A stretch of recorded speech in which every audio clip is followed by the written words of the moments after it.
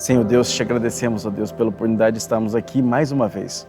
Obrigado, Senhor Jesus, por nos ensinar, ó Deus, a termos reverência e ao mesmo tempo liberdade na Tua presença. Nos ensina, Senhor, a Te entender como Pai, ó Deus, nos aproximar de Ti com todo o cuidado e com todo o respeito de um filho se aproximando ao Pai, mas também com toda a liberdade, ó Deus, que o filho tem com o seu próprio Pai. Pedimos a Ti, ó Deus, que cuide de nós nessa gravação, a minha vida, a vida do Diego, a vida do Rony. Abençoa esta igreja, ó Pai, que nos ajuda neste projeto. Pai, abençoa, Senhor, de forma grandiosa, ó Pai, essas pessoas que nos assistem. É o que te pedimos, ó Deus, para que o Teu reino cresça e a glória seja toda Tua. Amém.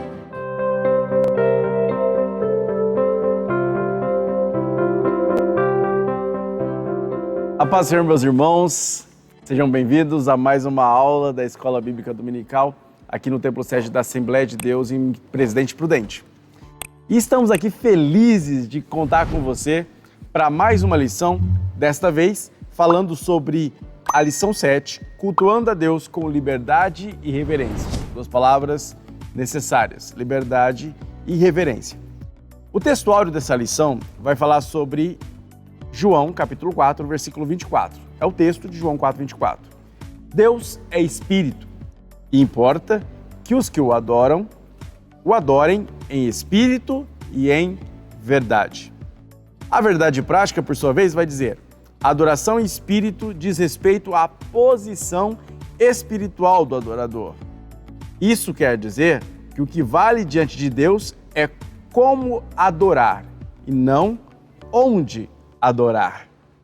A leitura bíblica em classe é um texto de 1 Coríntios 14, bem estudado, bastante debatido. 1 Coríntios 14, na altura dos versículos 26 a 32. E para falar sobre esse assunto, trago a vocês, como sempre, nosso amigo Diego, para tratar sobre o primeiro tópico, introduzindo o assunto da lição de hoje. Diego, é com você. Bem, Júnior. Olá, irmãos, a paz do Senhor Jesus. Que alegria podermos estar juntos mais uma vez para a exposição desta 7ª aula, falando exatamente sobre esses dois termos mencionados pelo Júnior, liberdade e reverência. Nós temos as abordagens iniciais, a começar pela introdução e também o primeiro tópico, e faremos aqui alguns recortes. Observando a introdução, observe que o pastor Ezequias Soares lida com uma realidade bastante explícita. Ele menciona que o contexto neotestamentário não coloca de uma maneira evidente a existência de uma liturgia pré-estabelecida, como regras e cultos como estes deveriam exatamente acontecer. A partir disso, dentro de uma caixa, permita-me utilizar essa expressão, dentro de uma perspectiva pentecostal, ele vai dialogar, vai construir a sua exposição pautada exatamente na primeira carta de Paulo aos Coríntios, com especificidade o capítulo de número 14. Aliás, se vocês observarem o nosso material e, consequentemente, o tópico primeiro, você vai perceber que o título é O Culto Pentecostal, Liberdade e Reverência. Observe, já adentrando os pontos que estão dispostos nessa primeira exposição, que, a princípio, ele discute sobre a ideia da flexibilização cristã. E é importante que a gente faça uma observação aqui. Então vamos lá. Olhando para esse primeiro momento, eu percebo e me atrevo em considerar aqui uma opinião de que o pastor Ezequias, talvez nessa, dentre outras, mas acredito que nessa lição exatamente, se manifesta como um apologeta. Ele faz uma defesa desse movimento pentecostal e ainda mais especificamente do movimento da instituição Igreja Evangélica Assembleia de Deus. Em se tratando dessa ideia de flexibilização, considerando que o ponto central, analisado previamente, ele afirma que no culto pentecostal há esse há no sentido de existir liberdade e reverência. Observe que em se tratando, portanto, dessa ideia da flexibilização, ele vai dizer que a religião cristã ela é flexível. tá? Se você fizer aí um comparativo, uma análise básica com relação a outros segmentos, como o próprio judaísmo, ou por que não dizer o islamismo, que tem uma crescente, inclusive aqui no contexto americano, em se tratando de continente, aliás, no Brasil, com um crescimento no Rio, Salvador, uma mesquita bem considerável em Foz do Iguaçu, você vai perceber que o sistema desse movimento é um sistema que não se altera a partir das culturas, diferentemente do cristianismo. Dependendo da cultura que o sujeito está inserido, existe essa flexibilidade. Em se tratando desse movimento flexível da religião cristã, ele vai também trabalhar a questão dos ramos existentes dentro do cristianismo e a forma distintiva do culto existente nessas ramificações, como, por exemplo, o cerimonialismo ornamental da Igreja Católica Romana, igrejas ortodoxas, até movimentos protestantes e os movimentos evangélicos, inclusive os pentecostais. Ele faz uma exposição no final desse primeiro ponto, dizendo que não poderia associar o rigor e nem engessar a forma litúrgica que há em alguns movimentos, inclusive de segmento cristão. Essa ideia de associar ao rigor, ela está mais necessariamente vinculada a essa proposta judaizante. Com relação ao engessamento, seria essa liturgia pré-pronta, que o sujeito simplesmente segue aquilo que está no script. Ainda que o pastor Ezequias considera, no primeiro momento, essa ideia de não seguir esse rigor e, consequentemente, essa forma do engessamento, ele também, numa outra extremidade, em contrapartida, diz também que essa flexibilidade tem limites. Então, não significa que o sujeito não tenha algo a se amparar, a seguir e fazer a seu bel prazer. Não é essa a ideia construída nesse primeiro momento pelo pastor Ezequias Soares. Num segundo momento do tópico primeiro, falando dessa ideia de liberdade e reverência, ele trabalha a ideia do culto. Ele traz aqui o seu significado etimológico, a sua base que fundamenta a exposição e a leitura sobre o vocábulo culto. Inclusive, ele vai ao original, o grego, e traz a expressão latreia como espécie de serviço e adoração. Quando nós olhamos para essa exposição, ele vai dizer o seguinte: e com essa expressão, que com essa ideia, ele não quer dizer que o culto pentecostal fira alguma espécie de liturgia, mas ele vai associar esse termo a uma ideia de adoração. Inclusive, se vocês observarem a interação, que é um quesito específico das revistas de mestre, especialmente se você tiver em mãos uma revista de mestre, você vai conseguir ter essa percepção. Observando a interação, você vai ver quais são os elementos inseridos em um perfil pentecostal. Tá? Ele fala do louvor congregacional, oração por enfermos, outras causas, leitura congregacional, oportunidade aos irmãos, ofertório, pregação da palavra, apelo, oração final e bênção apostólica. Porém, aí é uma inferência muito pessoal, o pastor Ezequias parece demonstrar que simultaneamente há as manifestações sobrenaturais. A manifestação dos dons, por exemplo, a adoração em línguas, expressão de profecias, os dons e a liberdade que os irmãos têm para adorar a Deus nessas reuniões. Isso, de fato, no movimento pentecostal clássico, falando da nossa vivência, que é a Assembleia de Deus, dentro desse segmento do pentecostalismo clássico, de fato acontece. O Gutierrez, que foi uma citação que fizemos inclusive na aula passada, também no mesmo livro Espírito e a Palavra, ele comenta algo sobre essa ideia do movimento pentecostal. Aliás, ele vai entender o movimento como uma hermenêutica sobrenaturalista que não rompe com a teologia clássica, ortodoxa, mas a aperfeiçoa. Tá? Essa é a perspectiva que ele dá com especificidade ao segmento pentecostal.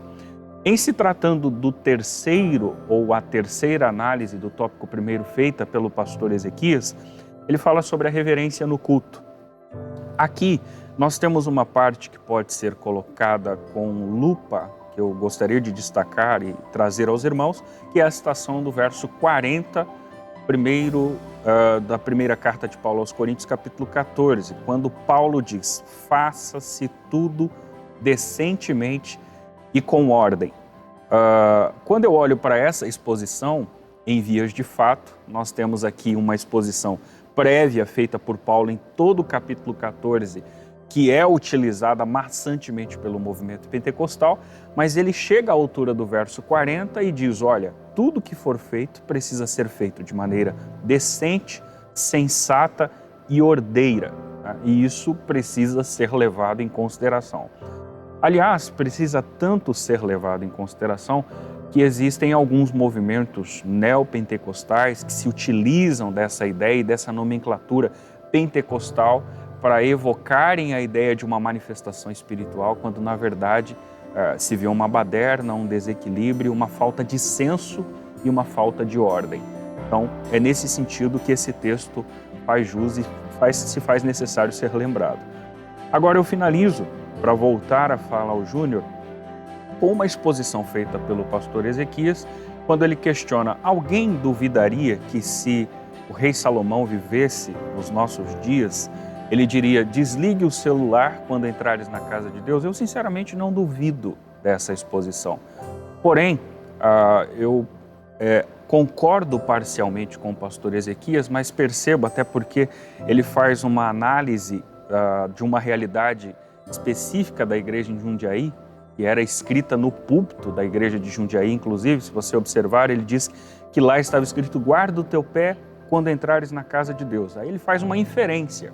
Essa inferência pode ser respeitada, inclusive, obviamente que eu a respeito, mas eu concordo parcialmente no aspecto de que isso aqui eu posso também inferir ou dar precedente para um sujeito radical chegar diante de uma escola bíblica dominical, diante de uma exposição em um púlpito, diante de um auditório e utilizar isso como uma regra absoluta, né? E hoje nós sabemos que uma grande parcela de irmãos utiliza um dispositivo dentro da igreja, mas não necessariamente utiliza esse dispositivo para o acesso à internet, né? Utiliza para uma exposição, utiliza para a harpa cristã, utiliza para a própria Bíblia, que não está impressa, mas está no dispositivo e mantém-se o conteúdo, e etc. Então, como essa fala cai no senso comum, é possível que algumas pessoas levem isso no pé da letra, no radicalismo, e construa aqui uma série de divergências com os sujeitos que utilizam esse tipo de equipamento de uma maneira benéfica, produtiva e positiva. Então, achei por bem fazer essa análise para que isso não cause nenhum atrito e nenhum dissabor entre a própria comunidade. Mas eu volto a palavra ao Júnior, porque nós precisamos dialogar o tópico de número 2, e o título do tópico 2 é o centro do culto pentecostal. E aí, Júnior? Diego, como o Diego bem lembrou, vocês ouviram tudo que o Diego, principalmente essa última parte, tem muito cuidado, até é preciso ter muito cuidado, ao analisar exatamente aquilo que é ensinado, aquilo que é dito, para que se possa observar o real sentido das coisas. Guardar o pé fala dessa reverência, desse cuidado, de que uma vez que você entrou na casa do Senhor, você deve manter o seu espírito em reverência, seu estado de reverência e respeito ao local. Isso com ou sem o celular nas mãos, né? Senão a gente acaba criando uma ideia de judicialismo em que aquilo que está escrito explicitamente é válido, o que não está escrito explicitamente não é válido, e aí entra uma discussão que não vale a pena. O tópico 2, ele fala sobre o centro do culto. E no pentecostalismo clássico, a gente vai repetir um pouco disso, porque há muita bagunça, e isso não é culpa dos pentecostais, isso não é culpa da igreja, são pessoas que perdem a noção ou não examinam a Bíblia ou não têm capacidade mesmo, cognitiva às vezes, espiritual, para poder se desenvolver e buscar a Deus de forma correta e acabam entrando por ladeiras e por vielas que acabam culminando em uma outra prática, em uma outra vivência e até mesmo, perigosamente, outro evangelho. E o que Paulo nos diz, que aquele que apresenta um outro evangelho além daquele que foi apresentado, deve ser considerado maldito, anátema. E ainda há quem generalize introduzindo no mesmo cesto ou na mesma caixa, usando a referência do pastor Diego, todos os pentecostais, como se o movimento pentecostal, na sua pluralidade, na sua diversidade, fosse uma coisa só. E aí entram várias acusações, das quais nós vamos falar no tópico 2. A fé, pentecostal, a prática do culto pentecostal, mantém como centro Jesus. Jesus não é retirado do centro. É importante que se deixe bem claro nisso. A fé é direcionada a Ele. Ele é o centro da nossa adoração. Não há ninguém no lugar disso. Muitas pessoas, ao olharem para o movimento pentecostal, acabam julgando e colocando ele a um nível de várias heresias e de vários movimentos. Ou pensam, dentro do movimento pentecostal, algumas bizarrices que surgem, caracterizando esta bizarrice como algo que é generalizado em todo o movimento pentecostal, em toda a fé pentecostal. Por isso é importante que nós combatamos isso, explicando e explicitando de forma direta, como diz o próprio Pedro, a razão da nossa fé. Alguns opositores, eles nos chamam de montanistas. O Ezequias Soares, ele citou o montanismo e acabou não explicando exatamente o que é o montanismo. Então deixa eu abrir um parênteses para explicar para você. Montanismo vem de Montano, um herege que surgiu no século II depois de Cristo, entre os anos aí 160, 155 a 160, na Frígia. E ele também é chamado, essa heresia também é chamada de heresia frígia, né? Ou carta frígia, cata frígia, esse Montano, ele afirmava que ele era o canal pelo qual o Espírito Santo falava. Ele tinha duas profetisas, Priscila e Maximila, que literalmente, né, segundo a ideia, incorporavam o Espírito Santo e profetizavam. Porém, Eusébio de Cesareia, História Eclesiástica, este livro aqui, História Eclesiástica, ele cita Apolônio, um apologeta, que vai combater essa heresia, e essa heresia perdura por alguns anos. Eles vão combatendo essa heresia com vários argumentos, e ele cita quais eram as características desses montanistas. Havia este misticismo exagerado, havia um lugar de êxtase, os cultos montanistas eram movidos por êxtase, por essas bizarrices que aconteciam e que muitas vezes até refletem algumas coisas parecidas com algumas deturpações do culto pentecostal. Não é culto pentecostal, é uma deturpação do culto pentecostal. E aí, muitas pessoas olhando para essas bizarrices contemporâneas, associam com aquelas bizarrices que aconteciam no segundo século, na época de Montano. Porém, é preciso explicar que na época de Montano, ele valorizava a experiência em detrimento das Escrituras. Não havia espaço para as Escrituras, valia a experiência e valia o ganho pessoal. Eu vou até rapidamente mostrar para você o que Eusébio fala sobre isso. Eusébio, no texto da História Eclesiástica, ele fala sobre Montano da seguinte forma: mas as suas obras e os seus ensinamentos mostram quem é esse novo mestre. Este é o que ensinou o rompimento de matrimônios. O movimento pentecostal não ensina o rompimento de matrimônios. O que impôs leis de jejuns e que deu o nome de Jerusalém a Pepusa e a Tímio, cidades insignificantes da Frígia, porque queriam reunir ali gente de todas as partes, e que estabeleceu arrecadadores de dinheiro, o que inventava a aceitação de donativos sob o nome de oferendas. Está associando alguma coisa? Não é ao movimento pentecostal clássico. E que inventava a aceitação de donativos sobre o movimento de oferendas, que assalariava os arautos de sua doutrina com a finalidade de que o ensinamento de sua doutrina se afirmasse por meio da glutonaria. Esse Montano era o que nós chamamos de mercenário da fé.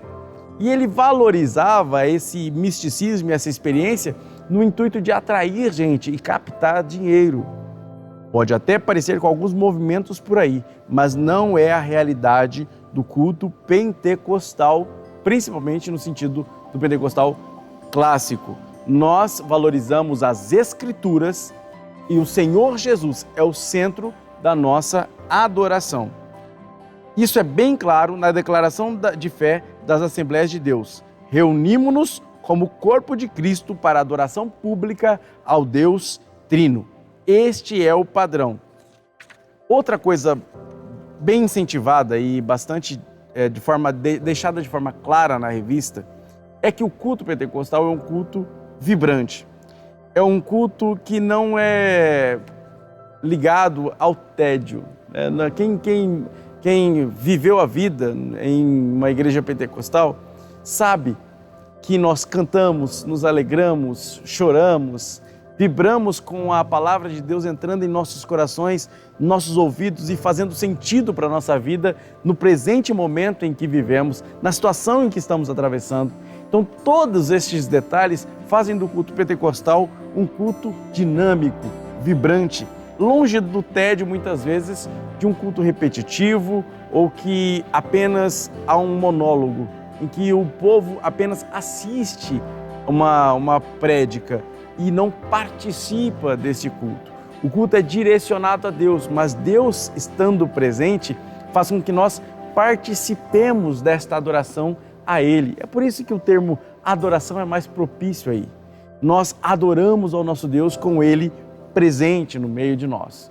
É por isso que o culto pentecostal é dinâmico e são espontâneos. A liturgia, ela tem oração, tem cântico, leitura e exposição das Escrituras e são elementos essenciais, inclusive exortados pelo próprio apóstolo Paulo em Timóteo.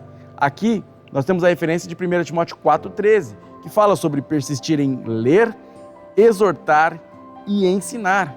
Diferente dos cultos tediosos das antigas sinagogas, os cultos cristãos no primeiro século, principalmente aí citando como exemplo Corinto, eram cultos cheios de palavra, de leitura da palavra, eram cheios de energia espiritual, digamos assim. Era um culto dinâmico, espontâneo, com muita alegria. E havia, inclusive, certas extrapolações, as quais o apóstolo Paulo combate, orientando os coríntios por meio das suas 2 cartas. Por isso é importante que você não coloque todo o movimento pentecostal em uma única tela. Ele é diverso, ele é plural. E o cerne do verdadeiro movimento do culto, o verdadeiro culto pentecostal, ainda continua sendo Cristo como centro e a leitura e a exposição das Escrituras como regra. Nós não supervalorizamos a experiência, nós valorizamos a experiência. O manifestar as manifestações espirituais fazem parte do culto, não são o culto. Por isso nós não somos montanistas, nem participamos de qualquer heresia que no período do primeiro século, nos períodos subsequentes, fizeram parte e arruinaram uma grande parte dos crentes da igreja naquele período, que atacaram a igreja naquele período. Nós participamos de um culto em que o nosso Deus, o alvo da nossa adoração, está presente. E por isso nós nos alegramos, somos espontâneos e dinâmicos nessa adoração. E para iniciar o terceiro ponto, o terceiro tópico, fala sobre a expressão dessa liturgia em nossas igrejas. Volta a palavra ao Diego. Diego. Júnior, olha, o terceiro tópico, ele dialoga bastante de um formato que se propõe no movimento pentecostal, com especificidade nas Assembleias de Deus. Então aqui eu vou reproduzir, claro que com uma inferência ou outra, aquilo que o pastor Ezequias dispõe nesse material. Haja vista que o título é uma questão: como se expressa a liturgia de nossas igrejas? Então perceba que numa prévia introdução que ele dá antes de 2 pontos discutidos aqui, ele vai dizer o seguinte: nós temos cultos públicos identificados como culto da família, nós temos cultos de oração, nós temos cultos de ensino, escola bíblica dominical, círculo de oração, atividades com adolescentes, com jovens, enfim, existe uma variedade. Tudo isso contempla o fator litúrgico e acontece com uma palavra muito utilizada pelo Júnior, por sinal muito bem colocada, que é a espontaneidade. Naturalmente que com decência, com ordem, mas com a ação do Espírito Santo.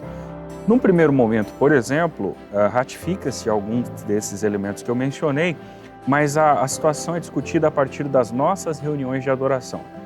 Aqui, o pastor Ezequias faz questão de ressaltar que existe no movimento pentecostal das Assembleias de Deus a liberdade para os irmãos e irmãs adorarem a Deus. Existe liberdade, ou seja, ninguém é cerceado, não existe nenhuma censura no quesito adoração. Ei, pare, chega ou algo do tipo. O sujeito se sente livre para adorar a Deus neste espaço. Aliás, ele acrescenta que todos têm oportunidade de falar à igreja. É claro que eu entendi perfeitamente o todos aqui, mas é preciso deixar claro que esse todos não é bem assim. Não é o sujeito que adentra aqui a primeira vez, desconhecido ou não crente, que terá oportunidade no púlpito da igreja para falar sobre a palavra de Deus ou qualquer outro assunto que seja. O todos, vamos aqui delimitar a ideia da membresia, né? O sujeito que está vinculado a essa igreja é membro dela, este irmão, esta irmã, tem espaço para comunicar um testemunho. Aliás, isso é uma citação que ele menciona, de uma salvação, de uma cura, de uma libertação e outras bênçãos.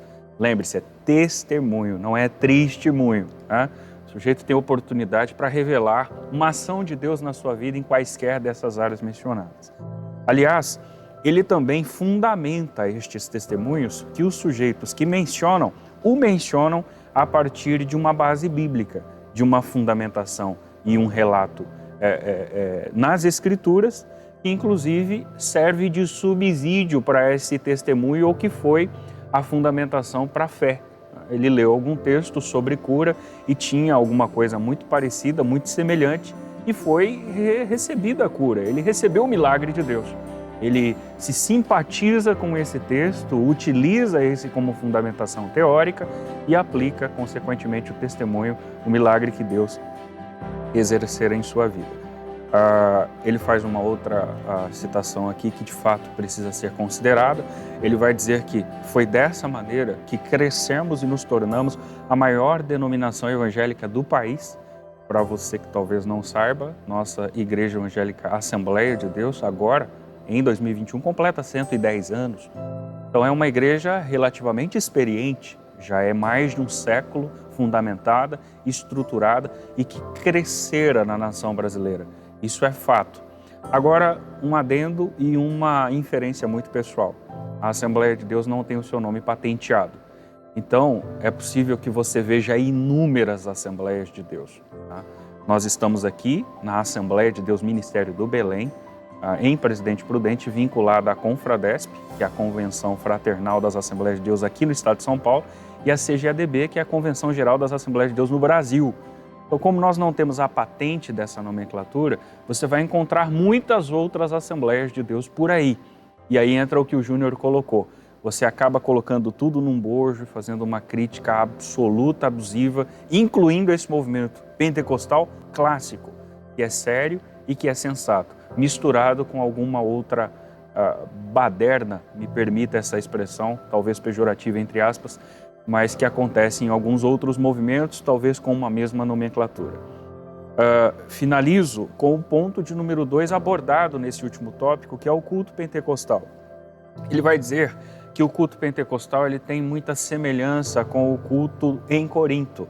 Aliás, o capítulo 14 de 1 Coríntios, especialmente o versículo 26, se assemelha muito com essa realidade pentecostal clássica.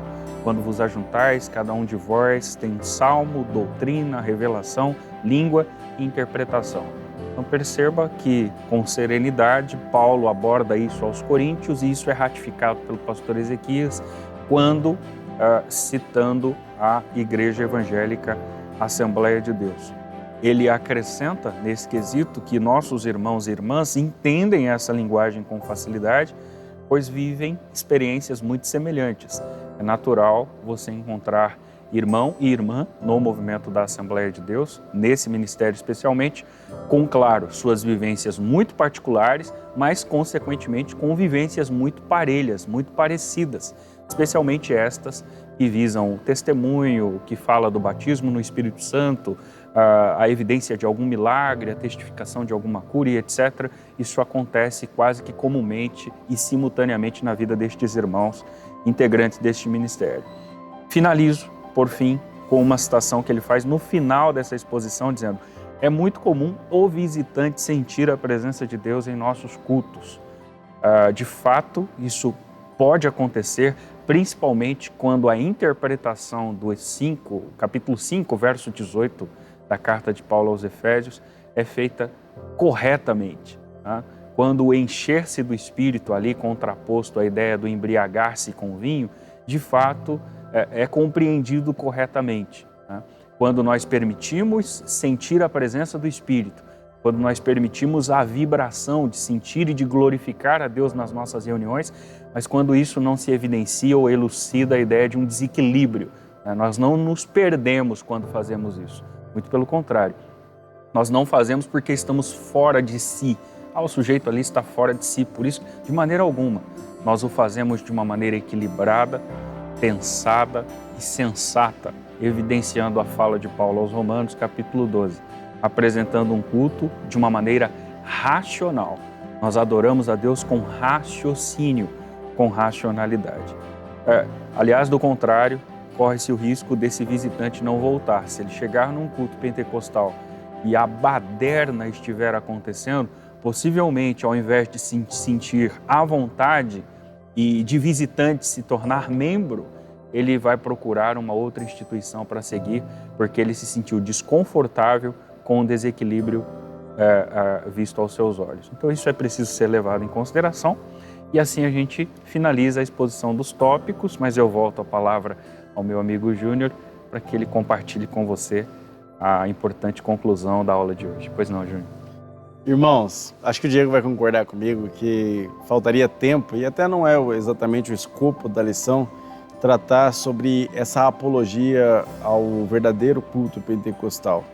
Nós tratarmos de todos esses temas e confrontarmos as bizarrices que acontecem, a baderna que muitas vezes é vista na periferia do verdadeiro movimento pentecostal, à margem daquelas igrejas que não se identificam verdadeiramente com a palavra de Deus e que acabam criando uma imagem negativa do movimento pentecostal e fazem com que pessoas de fora enxerguem de forma errônea que é verdadeiramente o contexto pentecostal clássico. Porém, é importante definir isso. O pentecostalismo, ele é a presença de Deus no culto, é a nossa liturgia não sendo fixa, engessada, até porque o Novo Testamento não traz isso. Não traz a ideia de uma liturgia já pronta, já formatada. Deus nos deu a liberdade de adorá-lo como nós quisermos. Porém, é preciso que aquelas duas palavras estejam presentes no mesmo contexto: reverência e liberdade. Para que a liberdade não se torne libertinagem e a reverência não se torne irreverência. Portanto, nós convidamos você que está nos assistindo e que não é do contexto pentecostal a examinar com mais cuidado, indo a igrejas sérias. O pastor Diego acabou de dizer, a Assembleia de Deus tem 110 anos, já tem uma história e muito bem construída, já tem solidez e você pode verificar o que é um culto pentecostal clássico nos moldes das Escrituras, que obedece às Escrituras, que valoriza as Escrituras, em detrimento a cultos que por aí acabam gerando mais vergonha e criando desconforto para aquilo que é verdadeiramente bíblico. Nós não temos tempo de destacar todos esses detalhes, mas eu convido você a experimentar. Você que não é do contexto pentecostal, visite uma igreja pentecostal uma hora. Uma verdadeira igreja pentecostal que realmente faz um culto pentecostal. E aí você vai ver que é gostoso participar de um culto espontâneo, um culto em que há liberdade litúrgica e, ao mesmo tempo, a reverência e a centralidade do culto está na palavra, em Cristo Jesus, como centro da nossa adoração. Mais uma vez, como sempre, foi um prazer estar aqui ao lado do meu amigo Diego, junto com o Rony nessa aula, e agradecer a você, incentivando você a continuar conosco. Deixe seu like, assine o canal, participe conosco, deixe seu comentário, compartilhe com seus amigos e eu tenho certeza que continuaremos falando sobre o pentecostalismo sadio, o cristianismo verdadeiro, balizado na palavra e na adoração ao nosso Senhor Jesus. Né, Diego? Professor, meu irmão, Júnior, satisfação mais uma vez estar contigo. Estamos aí, estudando a palavra de Deus, crescendo em graça e conhecimento e sempre um prazer muito grande ter você aqui conosco. Deus te abençoe em nome de Jesus.